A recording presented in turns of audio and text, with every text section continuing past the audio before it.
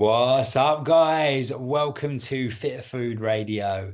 And I can hardly believe it, but this is episode drum roll. 200. Core blimey. Took us 15 years. That's probably not far off of, I was about to say a bit of an exaggeration, but I don't think it's far off. No, I don't think it is. But better late than never, as they say. We get there in the end. But yeah, here we are, Keris. I was Episode say, 200. How's it feel? in our defense, we're a small team with a lot Oh, here come the going on. excuses. Wah, wah, wah. Small team, really busy. No, we've had big projects, books, plans, roles, working in other, for other companies. So it's like, yeah, this has always been lovely to do, but there's just been occasions where we're not even in the same room for like most of the week. And then when we are, our conversation is like, we're kind of full of things to say, but too exhausted to say it. So yeah, it's a tough one, isn't it? Because like the will right now, I think as well. Yeah, there's so much to say, but I'm just bloody knackered. good. just turn that telly on. That's where I'm at right now. It's funny, like we've shared on a few occasions that like we have like these really amazing convos on our walks, even after all this time, sweetheart. And we're lucky. But we'll talk about stuff, and it's obviously like because we're both in the industry, like it's often like about like stuff that we're working on and ideas and just like real conversational stuff. And we're like, this would be amazing as a podcast.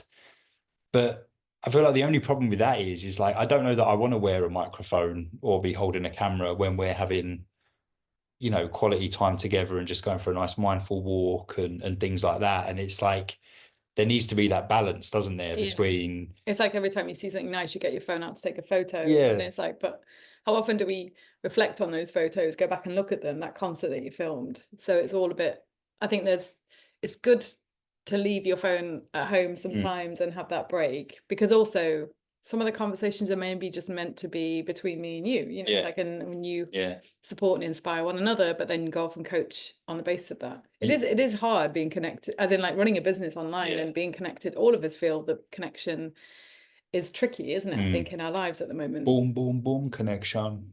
Yeah. Don't know why that came to mind. It is. Does that not work with you? We don't know. Songs come to mind all the time. When someone says something that, I don't know. It's funny, we're watching Supercell on Netflix at the moment. Good. There are so many isms, like colloquialisms on there that I'm like, oh, that's where you get it from. Oh, that's where you get it from. Oh, things I say and stuff. Yeah. You'll often say those lines to me, like they were some of your chat up lines. Yeah. I was the inspiration. I helped write it, and I'll tell you. Go on then, give us a few lines. I don't know what you're talking about. There was something. You need to give an example. You said it last night, and I was like, well, that's what you say. You have to think about that, won't you? Yeah. And share it on episode 202. Because we've already done 201, I don't know if you know. The whole, it's mad fan. But it's because I grew up in the ends, isn't it? You do. You get me. Before I came an ice cream man. Yeah. I grew up in the ends. Ready, get a ice cream man. That's all I can think of. You get me, mad fam.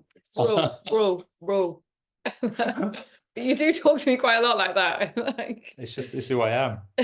And the dog. Yeah. It's just part of me. Can't be that bad. We're still going strong. 16 years later. It's just funny. I didn't realize how much. Like now I realize, I thought you just invented it, and then I was like, oh no, it's a whole dialect. But it is. It's not aware. I must say, I do like watching shows that are like based in Southeast London. Yeah, because you don't see it that often. Like things that are filmed in London are normally like central London, or you know what I mean. Like, so when I was like, oh my god, like they're in Deptford or Peckham, or I was like, oh, this is amazing. Yeah. But episode 200. Wow. What a milestone it is.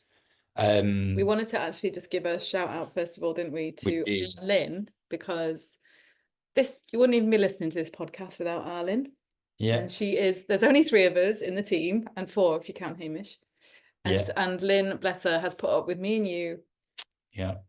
She's probably like she has, bless her. And I was gonna say she's probably like sliding down a chair right now going, oh gosh, episode 200, here we go. Here we are. But why it's funny because like Lynn was our friend first and foremost, still is, obviously, but then became part of the team, has been with us ever since, with our lack of organisation, last minuteness. And just a million ideas that we throw at her and go, Lynn. it's like an Alan Partridge scene, isn't Yeah. it? We're there with the dictaphone going, got an idea for you, Lynn? Yeah. And she'll be like, that's a terrible idea. Yeah. Next. Yeah, next. But on top of all the amazing things Lynn does for us, she is now our podcast editor as well, just to add to, you know, to her list. But Lynn, we love you. And I was about to say if you're listening, but I know you're listening because you're going to be editing this. Yeah. And we are incredibly grateful for you. So thank you, thank you, thank you. You are a woman of many talents. And boy, do we exploit them. Endless patience. Yeah. And an incredible sense of humor. But in keeping with gratitude, yeah, like big thank you to all of our listeners as well. Yeah. All 52 of you. There might be less. There might be less. I don't know. I'm joking. I don't mind. I don't know. I don't mind how many there are. But what is lovely is we still to this day get messages from people, you know, just with some lovely feedback on the podcast, or genuinely going, guys, like you've been a bit quiet. Like, you know, when's the next episode? I've listened to everything.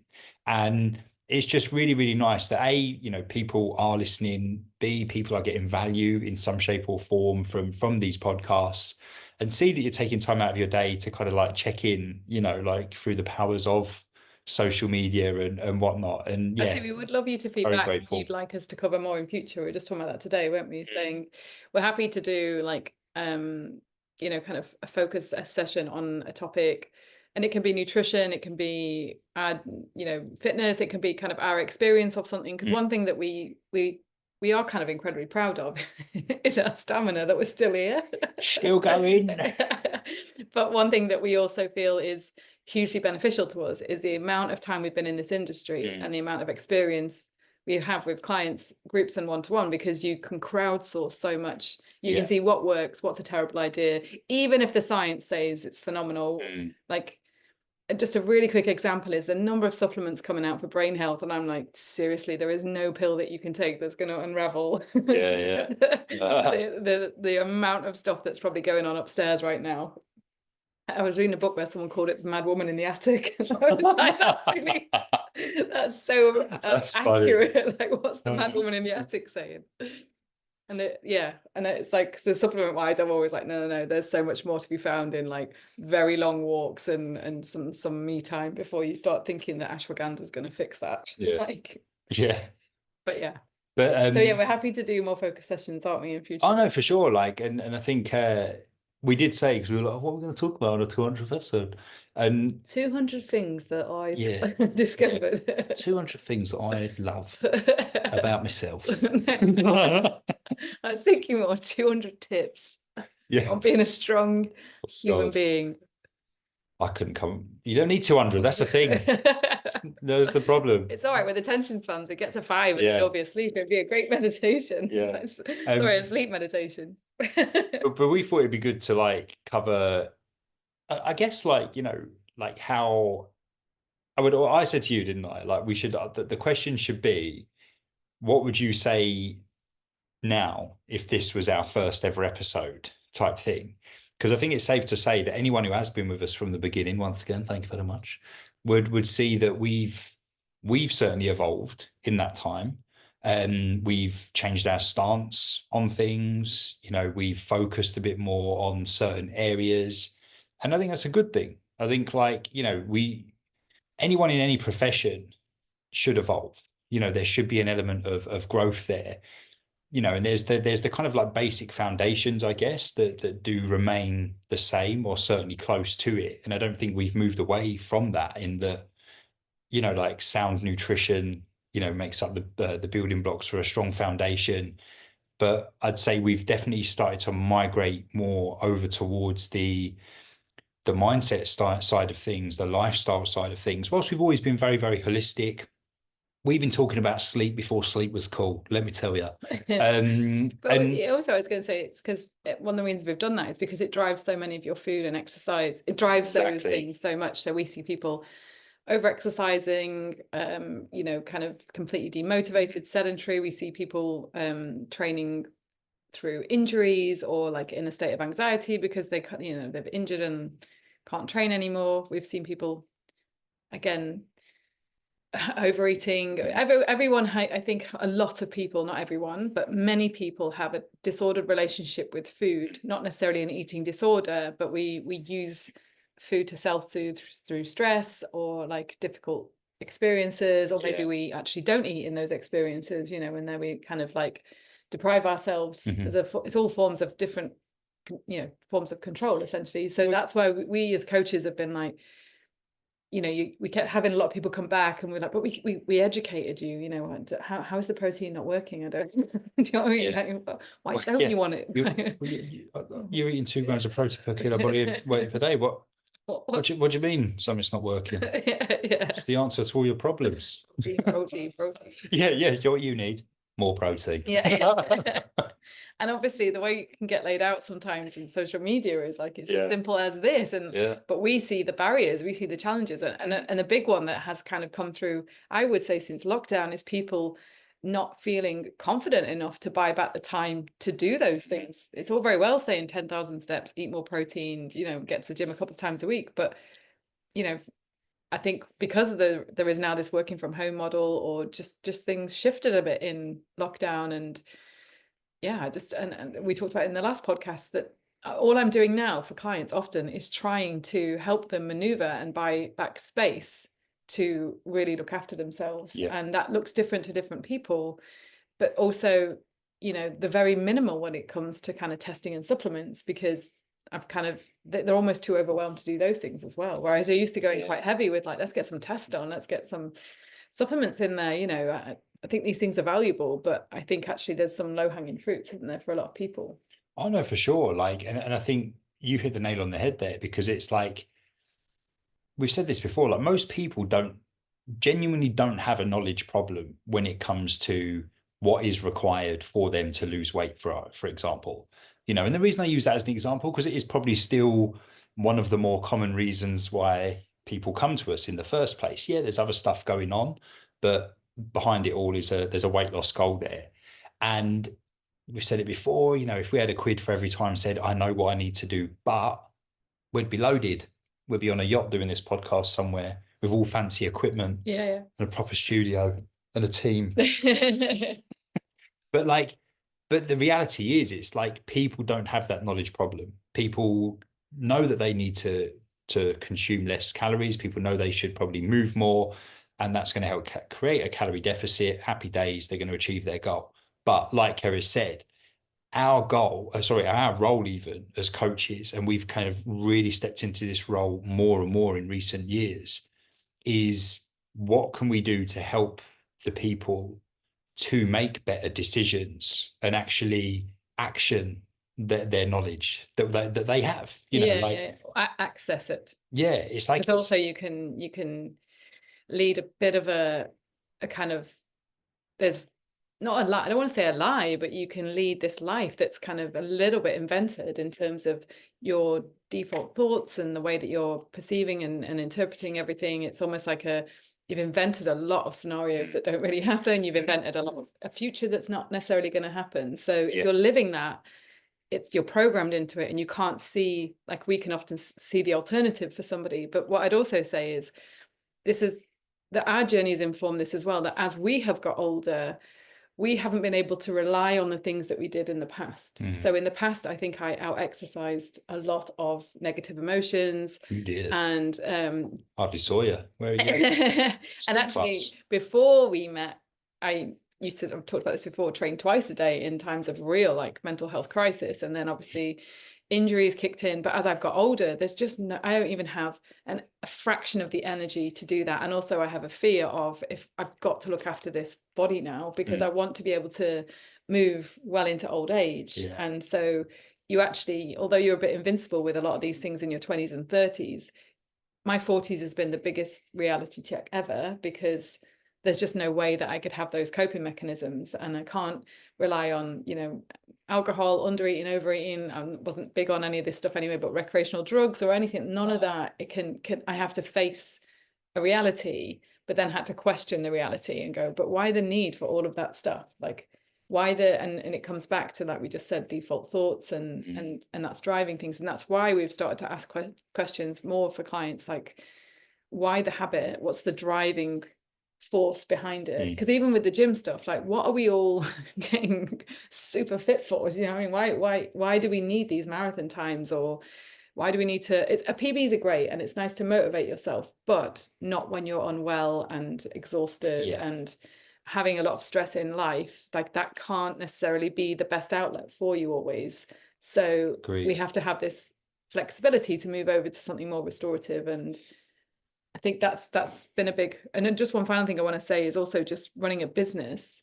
We realized with the big shift online and the kind of pace of that, that definitely has burnt me out a couple of times over. And I think you've come close, would you say? Oh, yeah. And we're lucky, I guess, in some ways that we don't have I am burnt out, like yourself. State of me.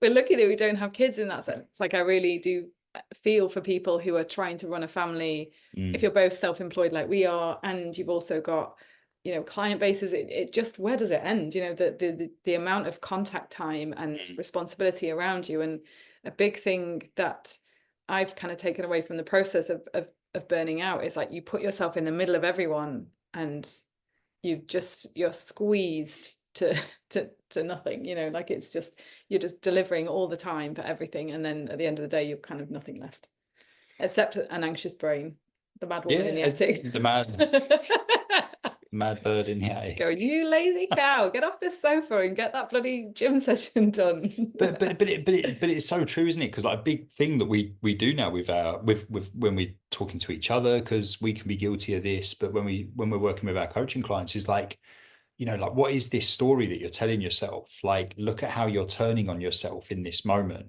And, like, and we'll pull each other out on this, pull each other up on this sometimes, won't we? And go, like, you know, look, show yourself some compassion here. Like, you've kind of just turned on yourself in that, in this moment here, based on how you're feeling. You're being reactive and you're turning on yourself, and you wouldn't speak to somebody else like that. And I know it sounds really, really cheesy, but I do love that. Paul Watson, who has done a couple of talks with us now. We met him years ago because you were talking at the same event as he. And he did say that line, like, you know, treat yourself like you would your best friend. Talk to yourself like you would your best friend. And not many people do that, genuinely. They don't, because they do talk to themselves in a way that they would never even dream of talking to someone else that they love. And I think it does come back to that, doesn't it? It's like, in moments of stress, worry, anxiety, whatever it may be, it's like starting to create awareness around what your go-to behavior is in those moments. And I think, like, the goal then is to try and change that association, because oftentimes, like, let's say someone's like, oh Matt, I wasn't able to stick to my nutrition because I got all hell broke loose at work, and I ended up, like, eating loads of biscuits, and then I got home late, so I had a takeaway, and then blah blah blah blah, whatever, right? Like, it's almost like, okay, cool. Well, do you think things are going to kick off at work at some point down the line? Like, and they're like, yeah, it's inevitable. It's just part and parcel. It's like, okay, cool. So therefore, loads of biscuits and a takeaway can't always be your go-to in those situations. There needs to be an alternative, because you can't control the work situation, but you can control how you react to it. And every mistake is an opportunity, or what you see as a mistake is an opportunity to learn. And it's like, by all means, have biscuits. By all means, have a takeaway, but don't do it as an instinctive response to stress, because that's what you associate with. I was saying, in this day and age, it's going to be you'd be screwed. It's not going to end well. And it's like, like, it's going to be stress. And, but we do have. I think it's quite helpful to remind people. We said this in our second book, to have these as celebrations of the good times. And if we're keeping, like, pleasure foods in that, sorry, we need more comfortable chairs. I know. If we keep pleasure foods as celebratory, and if we come into the moment and really try and be present and conscious and aware, and that is something that has been a real game changer for me. Like, shut the woman in the attic up and so just funny. Come into the now. And I'll talk about active listening, actually, which is something else that I found quite powerful when I was listening to someone talk about it. But actually try to absorb the moment. And this is really interesting for me, because I remember my dad's 70th, which was a couple of years ago now. And I remember saying to you afterwards, I'd organised that because he'd said, I kind of fancy a party. And then he went off the idea. And then I messaged Mum, and she was like, he's gone off the idea because he thinks no one will come. And I was like, I know loads of people will come. That's such an interesting thing to say. But anyway, me and my mom sneakily did it and we organized it and it was amazing. There was like, I don't know, 40, 50 people there and maybe more, I can't remember. But And he didn't suspect a thing. You guys did great, yeah, actually. we did. So we did a surprise but I remember being so like kind of amped up. That I couldn't feel the excitement of it and the joy of it. And I had like school friends there and that was amazing, you know, so there's people there that I was really keen to see and the food was great. But I remember buzzing around, just making sure that, you know, and I did everyone's head in, I think, because I was like, are you sure? There was about 20 trays of like fish and chips. I was like, is there enough fish and chips for everybody? Like I couldn't feel your dad made it to 70. Isn't that amazing? Yeah. And you know, the gratitude of that moment, because I was so anxious about the whole of the party and everybody getting enough food and making sure they were warm or hot or cold, or, you know, like, do you know what I mean? Because it was like one room got too hot, then they went outside, then it was cold, you know, I don't know. And I don't think I sat down until about midnight and went, oh, and had a really good chat with somebody. And it's made me realize that you can go through a lot of life in that position, can't you? Just like racing ahead. Your brain's always in the future. It's like this outcome, that outcome, fix it, you know, make sure that doesn't happen. And you're whizzing around. And actually now the biggest practice that helped me with it was kind of like meditation and a lot of walking in nature, sitting still, drawing back some time for me, and then trying to, when I'm socializing, when I'm with my parents, stay present, stay conscious, stay focused, and listen and feel conversations, feel emotions. Don't always try to be rushing around or jumping up and washing up, or, you know, like those are things that are really helpful. But through that, that you're kind of missing out on life, you know, if you don't practice that. And I think that Eckhart Tolle says, like, you know, his Power of Now is infamous book, but he says like one of the first things to do is stop complaining. The second is like try and snap into the moment, and you could use cues. And I think it came to me very gradually with taking less responsibility, cutting back on workloads, buying back the time first meant that my kind of nervous system could come down a few gears. But also the active listening that I mentioned earlier was in conversations, and I could be terrible for this. Is when someone's talking, I so want to help them. It comes from a good place that I'm already in my head answering. I'm racing ahead, and I'm like, I know what I'm going to say next. And we have lots of friends like this who just sometimes don't even give you chance to finish a sentence, do you? And they're like, blah, blah, blah, blah. And it's like a competition. So it's not a conversation, it's a competition. And this book I'm reading at the moment, it's called The Shamanic Path. It's really interesting, just the principles, whether you want to believe shamanism or not. I highly encourage people to read some of the shamanic teachings, because they're just about how to be an awesome human being, and it comes from, you know, traditions that have precede us, and it's based on good values though, like basically. And one of the things was active listening was mentioned as sit and listen to a conversation, make eye contact, take in every word, don't let the mad woman in the attic start answering the, you know, the point. What is are you active listening? I am actively listening. And so then the noises, so nod, yeah. And then when you respond, don't respond with judgment. And you can only do that if you slow everything down. And often what I do is put my hand on my chest, and it kind of reminds me, because we all judge and we don't mean to, but I think it comes from decades of practice. And it comes from a good place often, but we do often judge.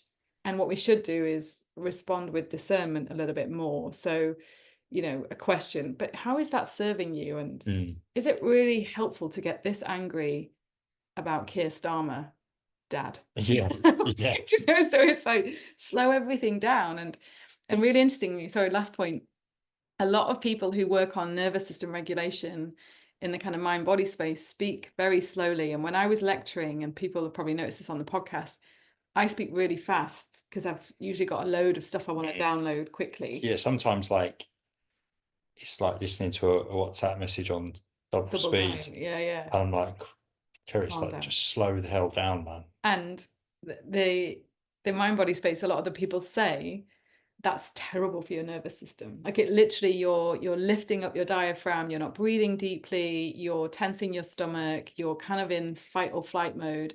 And if your job is to talk a lot in work or teach like I did, so like lecturing for 8 hours, this is definitely how I ended up in such a kind of with so many kind of ill health. So starting to speak slower, and part of it comes from confidence, because I'm almost like, if I speak really slowly, people will get bored and people won't listen to me. And so if I speak fast and I'm upbeat and energetic, I'll be much more appealing as a speaker. Whereas I think a lot of people, when I lecture, everyone said something that people are like, slow down. It's like the equivalent of, do you remember at school when they were like, you know, I want you to write like 5 pages on blah, and it's like, so you start writing really big and putting like bigger spaces in between the words, so it covers more pages. You did that. I just had sparks coming off the pen. Yeah, you like 5 pages, you say? I'm 50. I had one of my French teacher, actually, Mr. Jones. He used to have really small handwriting, and everyone used to like take the piss out of him, because even when he used to write it on the board, everyone was like, right, it's an eye test. yeah. And he said he actually once failed an exam at school because they asked for X amount of like words, but because he wrote so small and it was only on such few pages, they didn't even count the words. They were like, you haven't done enough. He was like, no, I have. I've done it in like so few pages because I write so small. That's a good point, to be fair.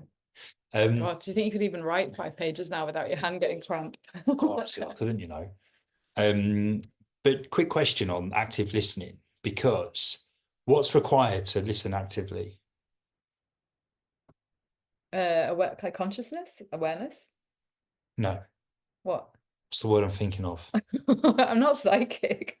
Starts with P and rhymes with pleasant. What? Starts with P and rhymes with Being pleasant. present. Yeah. All right.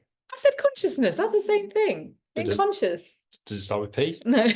See, you weren't active listening. You've already forgotten the detail. You're talking in psychic mode. Being present. Yeah, you're right. You need to be present, Being right? present. Like, Yeah, and yeah, it's like, and that's a big goal for me, is to be more present, because sometimes when I'm not being present, it's not because I'm not interested in what the person's saying. It's just I'm just distracted. Like even earlier when you were talking, I was looking up, what's the name of that plant again? Spider plant. All right. And I'm looking at it and I'm going, it's already dying on this side. And look at the leaves dead up there. Like, and started thinking, why can't I keep a bloody houseplant alive? Yeah. And thinking, what am I doing wrong? Like, should it be there or should it be positioned somewhere else? Is that your crazy man in the attic? Or? Yeah, it's the crazy bloke upstairs. Like, and it was like, and it's interesting because I had to stop myself. I was like, Matt, what are you doing? We're in the middle of a podcast. Yeah. You can deal with the plant later. Yeah. Like, go back to being present. And I think it comes back to that with a lot of people, not just in conversation, just generally in life. We're so easily distracted because there's so much going on around us all the time that, you know, we're distracted, our attention's being pulled in different directions, and as a result, we miss out on being present. We miss out on a bit of connection, you know, whether it's in conversation, whether it's going out for a walk, you know what I mean? And actually like taking your environment in. But also, I think it's also really helpful to think what we do now at the moment is there's like raising awareness of mental and emotional health. And when it's interesting, I'm on an app and I look at the new things coming onto the app, and it's like meditation for anxiety, meditation for OCD, meditation for attention. Do you know what I mean? It's like, so there's obviously demand for this. People are aware that they're losing cognitive skills. And what's interesting is there's just more and more labels coming out. So it's obsessive compulsive disorder, oppositional defiant disorder, ADHD. Do you know what I mean? There's just so many. And I think all of us to some degree have elements of it. I see it again a bit like there's just a spectrum. Like we had a chat the other day about disordered eating, and I've always said it's a bit of a spectrum in that you might not have a clinical eating disorder, but you also may not have a good relationship with food. You know, maybe you over rely on it, maybe you deprive yourself of it. It's a control mechanism or a coping mechanism. Just think, there was once a time when humans consumed a food and didn't think anything of it. They weren't like, oh, can you imagine? Oh, was that indulgent? Can you imagine that freedom? Should I fast tomorrow to make up for that extra wild boar that I ate this evening? Like, it's like people just like, food was fuel and they ate it and that was it. You know. I always think if there is God, Thank God right now is sat just Face palm. face palming and shaking his head and going, My what God, the what have I done? actual, like, how did This wasn't part of the plan. bloody Eve. Where did it go It's wrong? Eve's fault. What could I have done differently?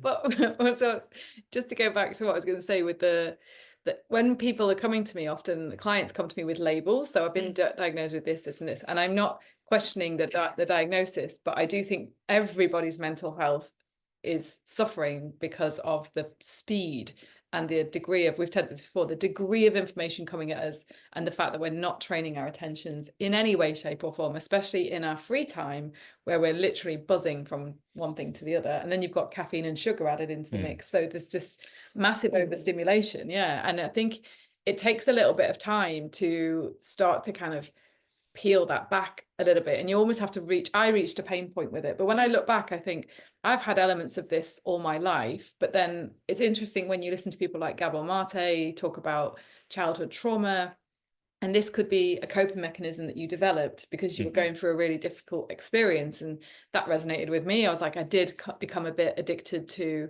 studying, very strangely, but also because there was a bit of chaos going on at home. That was somewhere where I knew I could distract myself, lose myself, but also if I got really good exam results, it made my mum and dad happy, so I could, I'm almost restoring a bit of happiness to the home. And then it's kind of, then you look at, as you get older, like different things, you know, how did you escape anxiety and feeling if you didn't have someone? And I don't think any of us did. When I got to university, that's when I noticed a huge decline in my mental health, because I just didn't have anybody guiding me through really difficult experiences, and everything from homesickness to, we had to do a lot of public speaking, and I was terrified, so I was having panic attacks, and then I was panicking about having a panic attack, you know what I mean? I had no one to guide me through, and I never told friends about it. So you become like all of these different things. And what I developed was exercise became my coping mechanism, but obviously that didn't end too well either, you know. So it's been nice now to strip it all back and go, I'm working with a coach at the moment who's just trying to get me to do more.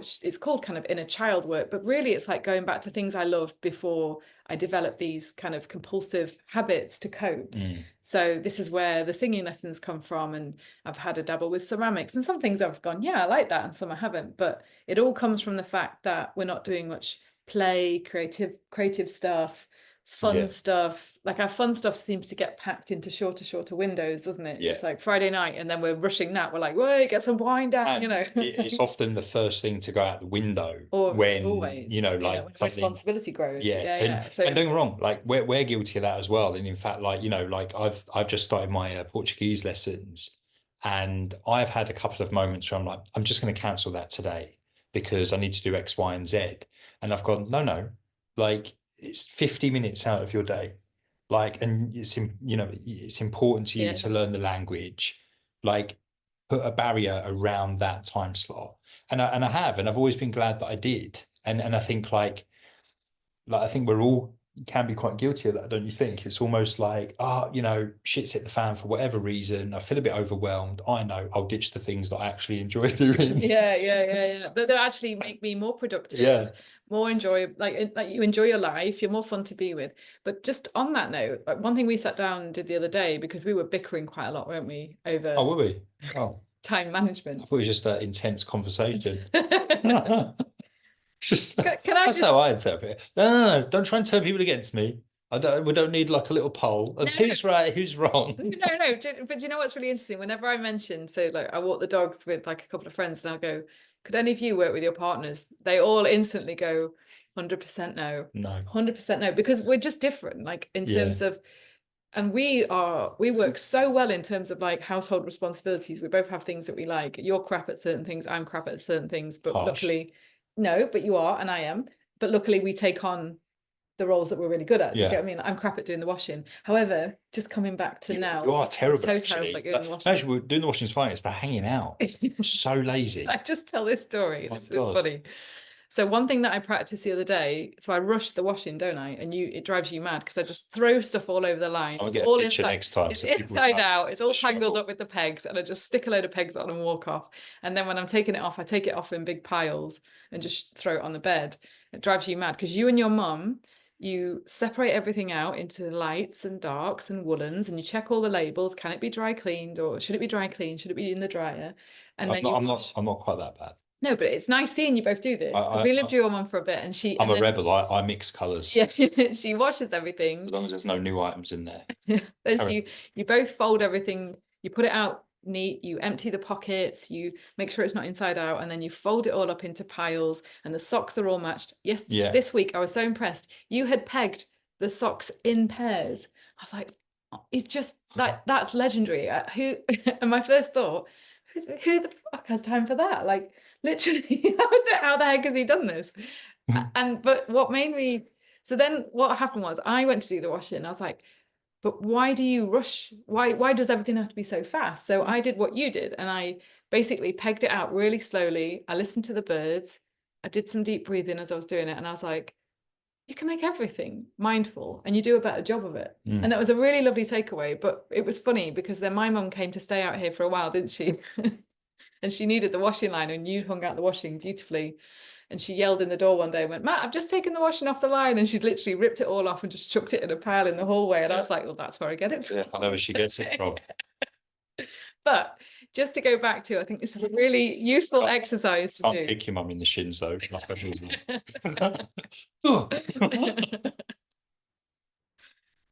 Swift shin kick. I'm only joking, by the way. Yeah, obviously. What I think is a really helpful exercise to do is, we were bickering because when we're working together, we are on completely different time frames, and we have clients, and so we're kind of back and forth. And it might be that I plan something and we put something. It's okay, it's fine. All right. Yeah. It's so funny, like literally. A Zoom notifications come up, but it's a cancelled appointment. Don't worry. No, but I was just thinking. I was panicking. I was thinking, oh shit, have I forgotten about a consult? It's a cancelled appointment of mine. Back to being present. This sort of thing, yeah. So this sort of thing, we realise is kind of a problem, and then it starts to affect everything from, again, your stress state, whether you've got time to go for a walk or to the gym, and then you start rushing and bickering. And we sat down, and I said, right, I think it would really be helpful to write out all of your responsibilities across the week and then time blocks. And this is something that's so simple, but we literally sat there, didn't we, and said, you've got these really kind of high functioning like times in your day when you should really get the kind of the frogs done, the hard things. And then you've got these kind of, the afternoon is where we tend to struggle a little bit more. And that's where I would suggest doing like more reactive work. But for you, I was saying, like, you've booked which is amazing that you want to learn Portuguese, but you booked it right in the middle of the day, when I'm like, that I'd probably, so we just said, like, you probably need to reflect on, would it be better doing that later in the day, and then it's not taking up time, and then I could go for a walk or something. You just always, it's not just my schedule, is it? I know. I can't just be like, I want a lesson at this time. Thank you very much. No, but I think sometimes we're all a bit guilty of diving into things and adding more things to our schedule when we haven't quite managed our schedule. I am guilty of this, and I think you. Well, how's your Portuguese? I haven't even got around to it yet. However, I am having singing lessons, which is in Portuguese. No, well, there's not a fair argument. No, but you know what? There is a Portuguese choir. If you were singing in Portuguese, I'd be very impressed. Well, there is a Portuguese choir that I've inquired about joining, and I said, I can't speak Portuguese. Can I come? And he went, please come. It'll be great. So you might see me soon singing in Portuguese. Yeah, you'll just be going around like in restaurants ordering stuff in song. Obrigada. Yeah. Bom dia. Anyway, I think all of us would benefit. Dois café duplo, por favor. Muito obrigado. To be fair, it would be a really cool way to learn. French, though, do you not remember? That's how I learned the French song. Go on. I know the alphabet. Go on and do it. A, B, C, D, U, F, G, there you go. H, I, J, K, L, M, N, O, P, Q, R, S, T, U, V, W, Y, Z. I remember. Is that right? Mercury. Oh yeah. That's as far as it goes. The next bit. So yeah. Anyway, as a team, as a household, as a partnership, as a business, I think we'd all benefit from sitting down and going, "That's your me time. That's my me time." But this is an interesting convo, because you definitely. I think you try and control my schedule more than I. Because you have zero control over your schedule. That's not true. The only thing. It's my schedule. So back to the dog walk with my friends, what they all said was just like that basically partners just operate in their own little world, and we can always see a better way to do it, and that's really hard. Well, in your opinion. Yeah, in my opinion, yeah. Like it's you know, I we're, do. we're all flawed. No, We're all we we're are. perfect. I'm not great with time management, but I do think I've got my head around blocking out time for certain tasks because I know that I'm really good in the morning and I've got quite a strong creative brain and I write well. And then, and even with clients, it might be like more morning appointments, you know. So I don't know. I think we'd all benefit from doing a little bit of a time audit. And where do we spend our time? It was good. I'm not going to lie. Like, it's like, because I'm the same. Like, we put all your hours of work in, didn't we? And then your kind of commitments that you want to go to the gym and you want to do Portuguese lessons. And it's like, suddenly we're like, oh, there's like 150 hours of stuff here. Like, no wonder you're a bit stressed. Yeah. But to be fair, there is something to be said, isn't there? For putting, if you put pen to paper and you see something in black and white, and you're like, it's very powerful. Like, it's same as when we started doing a proper budget whilst we've been out here, you know, because we're trying to like save up and just get on top of things a bit more. And yeah, when you look at it, like, we spend that much on coffee, like, really? Like, and it's like, you're so oblivious. Like, yeah, you know, you spend money on coffee, but it's when you see it there in black and white, you're like, wow, okay, that needs to change a little bit. That's a bit excessive. And it's also about, and then you're working so hard, you know what I mean? And so worried about money all the time. Everyone's panicking about money at the moment. And it's, but then how much I'm sure I mentioned this in the last podcast. I did an email on Black Friday just saying, like, what did you buy last year and where is it? Because it's so addictive. Like, it really is. I'm really grateful being here in Portugal where we actually, I think my dad's done this on purpose. Their address doesn't really exist. Many don't know. And you could get a PO box, but you need to be on a utility bill. And my dad's like, can't be bothered to put me on a utility bill. But we actually can't receive. So I can't receive anything. I can't buy anything online because you can get Amazon Spain here.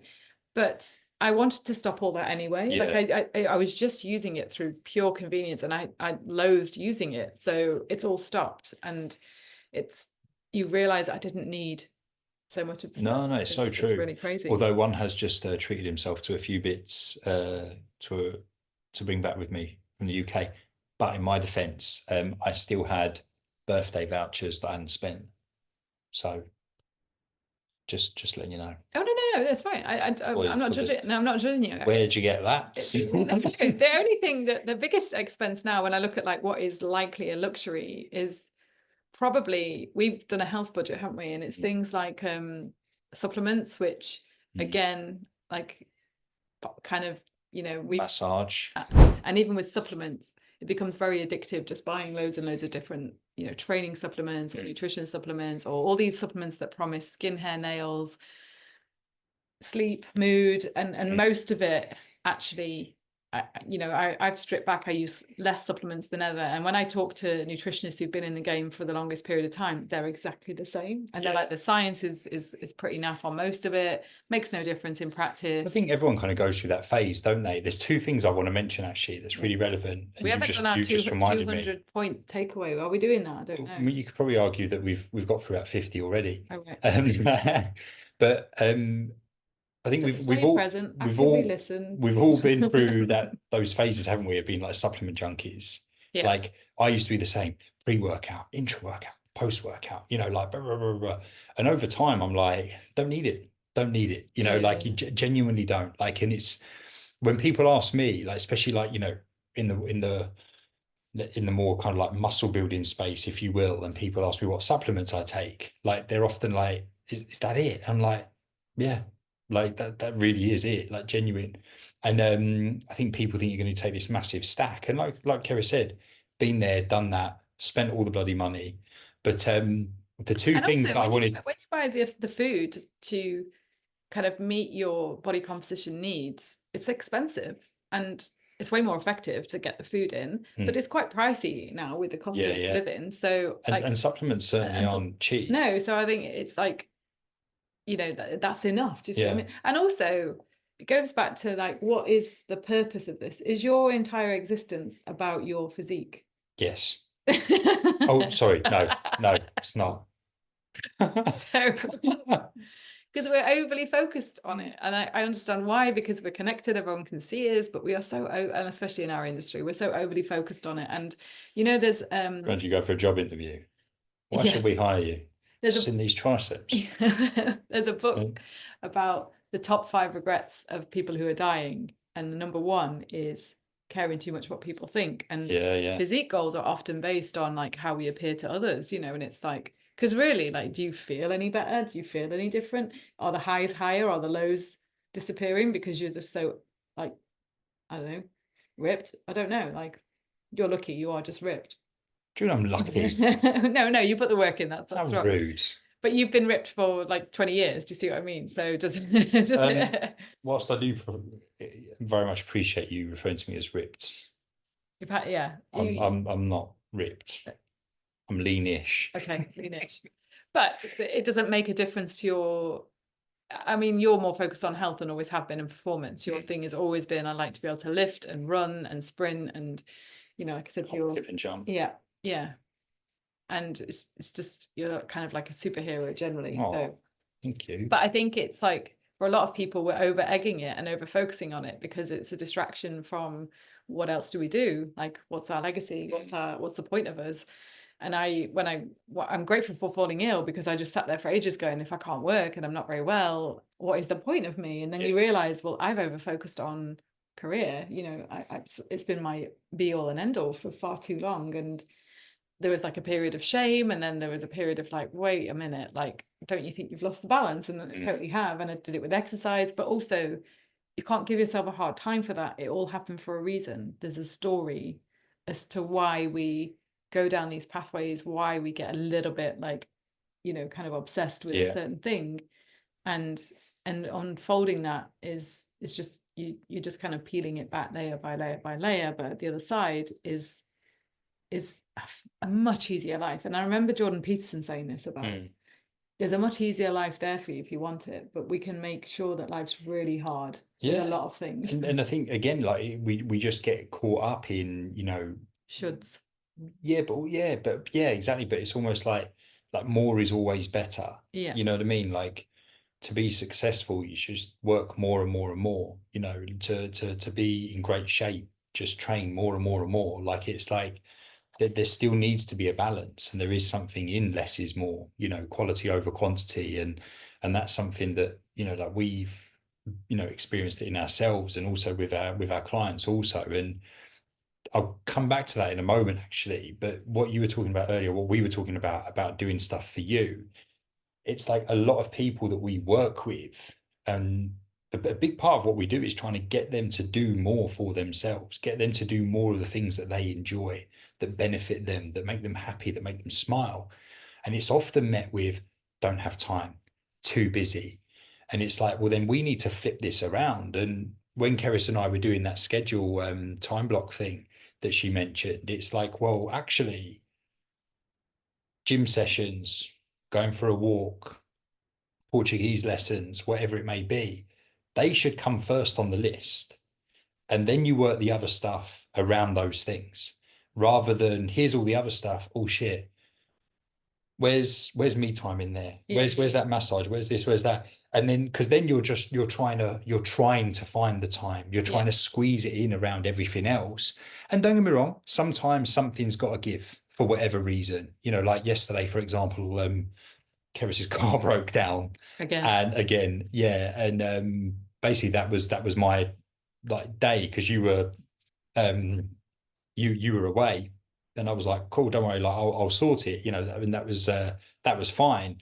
So sometimes things happen, you know, life does its thing, and it kind of just, you know, throws you off your game plan, so to speak, and that's cool. And part of our kind of progress, I would say, has been days like that, because you're self-employed, you can torture yourself over that and then say, well, I'll work late tonight, has been just go, let that day go, like just reschedule, we move things around, do the essentials when you get home. But we used to be like, we'd be there, you know, at the roadside going, for God's sake, why does this happen to us? And just frustrate. We used to get angry at life, didn't we? Like life getting in the way of us being able to work. We realize now it just made us really ill and not very happy people. But I just wanted to say, like, another side of the work side is as well is I realized this at university. Again, we talked before, if we went and did the test, we'd probably both be told we have ADHD, but I could not work at home at university with 4 other people in my flat, and just the constant interruption and the noise. And then it's like every time you're interrupted and starting again, you know, that the guy from Spotify calls it like there's a transactional cost, because you then have to refocus. Where was I in this essay? Where was I in this book? And then you're just exhausted.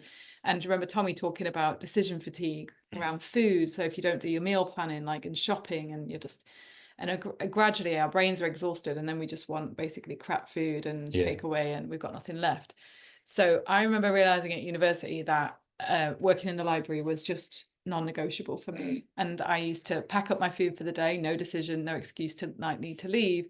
Used to walk to uni because I started to realize fresh air made quite a big difference, and would sit in the library in a lovely spot and then just plow through my tasks. And my reward was leaving the library, going home and having a really nice chat with my mates. So then I was fully happy. Whereas when they were interrupting me, I was half working, half chatting, then getting a bit wound up. Then they'd all go to bed. And some of them were just not interested in working at uni. So then I was quite conscientious. So then I'd work till bloody midnight trying to catch up on the things, because I didn't have the boundary to go, can you leave? I need to, now I should have a boundary that went, can you leave me to finish my essay in my room? Yeah. Anyway, what I was about to say was, when I go to something like a singing lesson, sometimes on the way home, I'll say I'm going to go to a coffee shop and I'm going to nail that task, like literally 5 tasks. And I work really concentrated. I get everything done. And my reward is to come home and then just relax with you. And otherwise we're kind of bleeding out, like, especially working from home, you can start to be like, I'll do a little bit of work. I'll unload the dishwasher. Or I'll just get some dinner ready, and you're just making everything take longer and not being very kind of productive with your time. And so I really encourage people to start to think about, could I go somewhere and work more productively for a shorter period of time that frees up more time to then go and do something? So often with my clients, we talk about, the school run, is there an opportunity there to then tie that in with the gym, but then you come home and you're feeling pretty judged and you can crack on with work, or just like, there are ways that we could reflect on our routine to make it work for us. But as I said before, buy back time for us. Yeah. That means we can put this stuff in and communicate when we need some help. And so for some people, I'm like, is it just that we pay a cleaner that gives you the time, if you've got the financial means to do that? Would that just buy back half a day for you to go and just relax, and kind of get some space to think about what you want to do going forward? And but we can be a bit like we just get stuck in the routine. And and it's easily done, right? It's just so easily done. Like, even like at the point of this recording, it's Friday, and I'm genuinely like, how the hell is it Friday? You know what I mean? Like, how the hell is it December? Yeah. How the hell am I 44? How the hell is it nearly 2025? Quite out loud. Like, you're 40 next year. Yeah. Hey, what you got planned? Don't even go. Big one. I'm just going to be an active listener and very present. Amazing. Honestly, you would love that. You'd be like, thank God. That'd be the best present ever. It's taken like so many years. Just going back, sorry, to one other thing I wanted to add was, often when my singing lesson comes around each week, I'm like, oh, I've got so much to do. Should I go? And after that, say to you, oh, I don't know whether to go.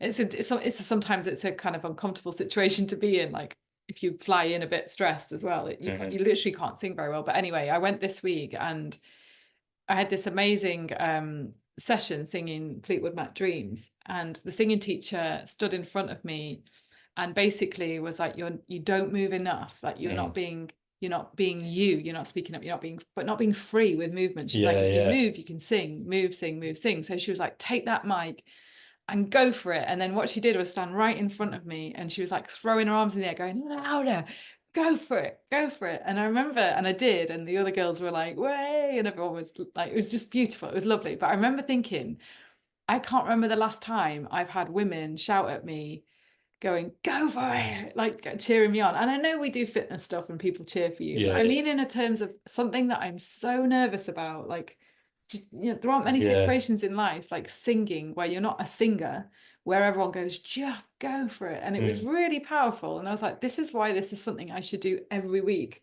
because it's a new for me. Like, it's a new to have someone stand in front of me, a coach, a professional, go, come on, Keris, you can do it, come on, louder, move. And she was like, move that body, move that body. And I was like, oh my God.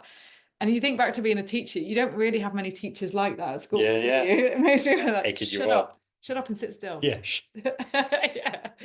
it was really, and I think if you can find those kind of people in life that can teach you to step out of your, like, I was frozen, you know what I mean? And I'm like, and this is what I say about not caring what people think, is to grab that mic and absolutely large it and believe that you are Fleetwood Mac, you know what I mean? And it's just very free. Once you've done it, you're like full of energy. And then I come out and I'm like, so I came home today and I'm so glad I did that. Completely transformed my, like, my headspace for the rest of the day. So it's lovely. I love that.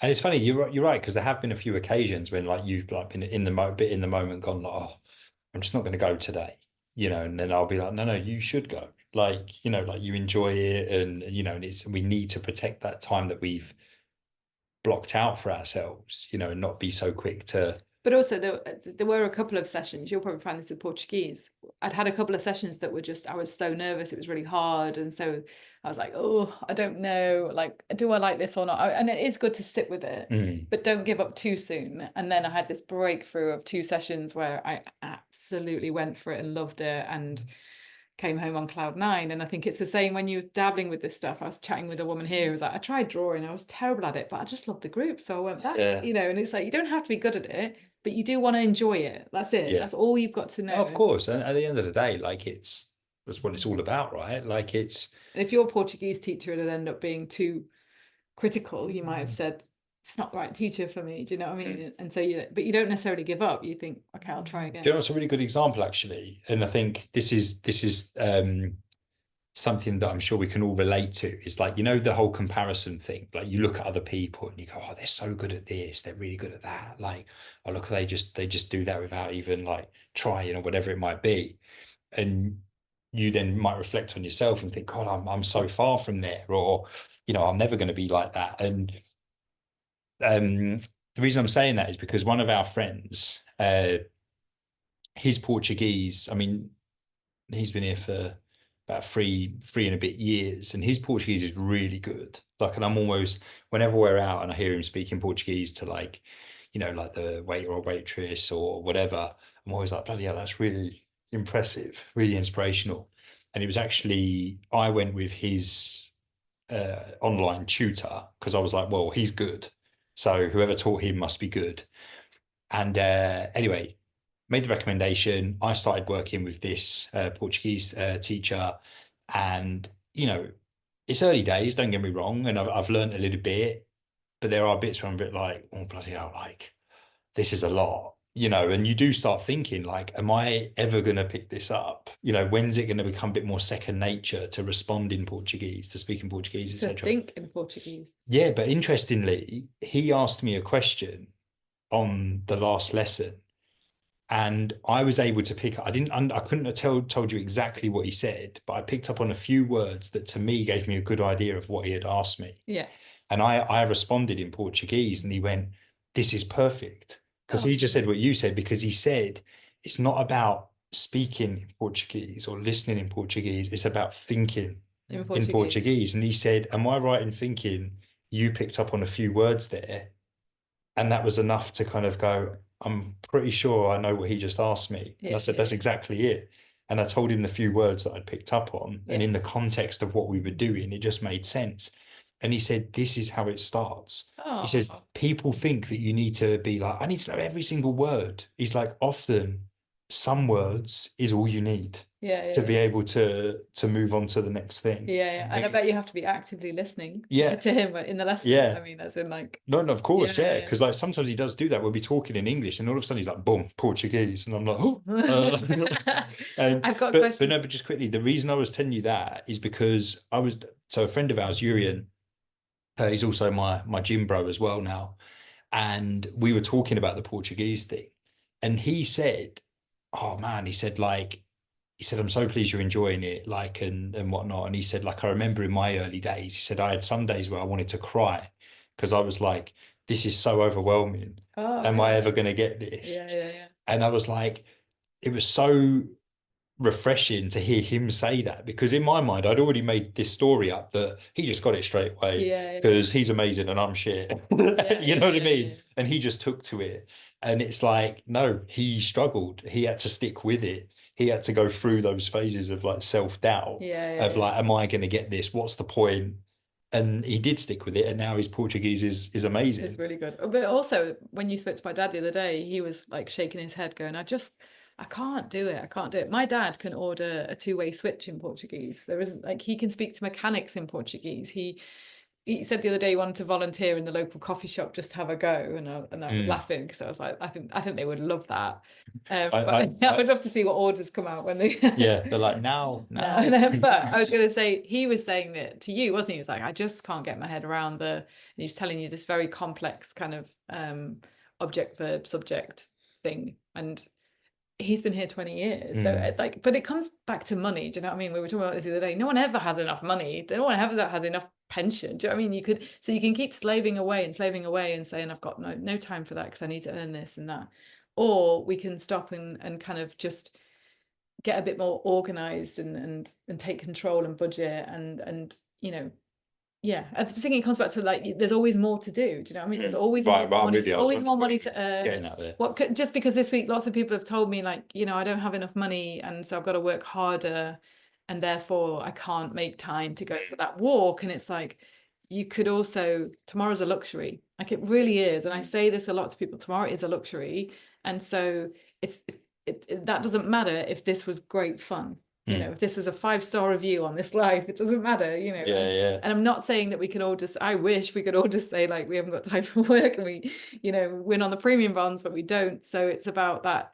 It's just about, as I've said, like, making a bit of time back. But there was another point I was going to ask you. I reckon there's 2 questions I could ask you that you would think the answer in Portuguese. Go on. What do you normally order in the coffee shop each morning? Oh, yeah. Go on. 2 café duplo. Por favor. Por favor. And then, what's your favorite breakfast here in Portugal? 2 tosta mista. Por favor. Por favor. It's funny, there's a female. Did you think that? Did you think that in Portuguese? Yeah. There you go. Standard. That's my go-to. Who's your favorite person in the world? Can you say my fiance? Oh no, I can't remember fiance actually. I'll have to check. I've been forgotten already. I'll have to check. You remember the toasted sandwich in the coffee? That's a daily. Cheese and ham toasty. But the other thing actually, I'm not a daily. You are a daily, but you're Keris. Right. Keris Marshton. Was that Portuguese? Thin. Like another thing is confidence, right? Like, yeah. And a really good example of this is like, because often we maybe don't approach something with confidence through fear of being judged, through fear of someone thinking we're not very good. Yeah. And we can link that to you with the singing. It's almost like you don't fully commit, because it's almost like, if I fully commit and I'm bad, it would be like even my best effort was rubbish, and people will think that, I'm crap and whatever. Like, that's the story you create. Like, same with the Portuguese. It's like, well, I won't kind of like fully try because I'm not 100% certain I'm correct. But actually, people appreciate you trying. Yeah. And your dad, for example, I went with your dad to, I think I mentioned this on a previous episode, but I went with him to get firewood. And he was talking to the lady in Portuguese, and she said, we can speak in English. And he said, no, I need to get better at Portuguese, and carried on to speak in Portuguese. And I was like, even that requires confidence to almost go like, no, like, we, please, like, do this for me so I can get better. And because he said that's part of the problem sometimes, is like, it's great that other people can speak English, but that doesn't help you get better at Portuguese.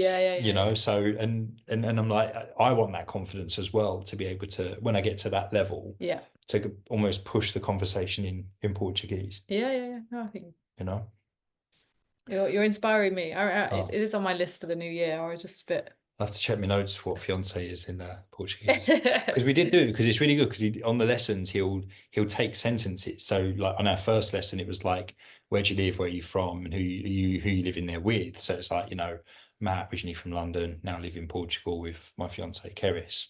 And then we work through that sentence. You can probably say that still in French or Spanish, depending on what you did at school. I know, yeah. But it's funny because I always remember, like, j'ai 11 ans, like I'm 11 years old. Like, yeah. J'habite à Sambage. Yeah. It's funny, yeah. And then you try and say where you live in, like, with a bit of French twang, wouldn't you? Sambush. didn't, but that's doesn't quite quite impressive. work. Yeah. But Keris, we're at like yeah, we've we've been gone going past on the for an hour, Yeah. and I think I enjoyed that. Did you? I enjoyed it. I hope I hope everyone takes something away. That's what we've always said. Yeah. People come away with just one little thing that makes them, maybe do something a bit differently. Yeah. You know what I mean? Happy days. We're winning. Gain the confidence or the clarity to do something. Imagine that now. If people were able to take one thing away from every episode they've done, that's 200 things that have added value to their life. There you go. So we did do 200 tips. There you go. Yeah. Yeah. Your 200 tips. Go and listen to all 200 episodes. But please do feedback if you'd like us to cover things in more detail. If there's any particular areas, for sure. And please, if you can leave us a review, it helps people to find us, doesn't it? I have had a few questions around training of late. Okay. And not just from guys, but a lot from women as well. Yeah. Especially in menopause and whatnot. I wonder if we could do a training specific one. I would love that. Training through the ages. Yeah. Through the life stages, I mean. Yeah. Yeah. Right. Well, thank y'all for listening. Thank you. Here's to another 200 episodes. Next milestone's 250, I guess. That's quite a milestone, isn't it? 50 to go. 70 by the time we get there. But big love, and we'll see you next time. Bye-bye. See ya.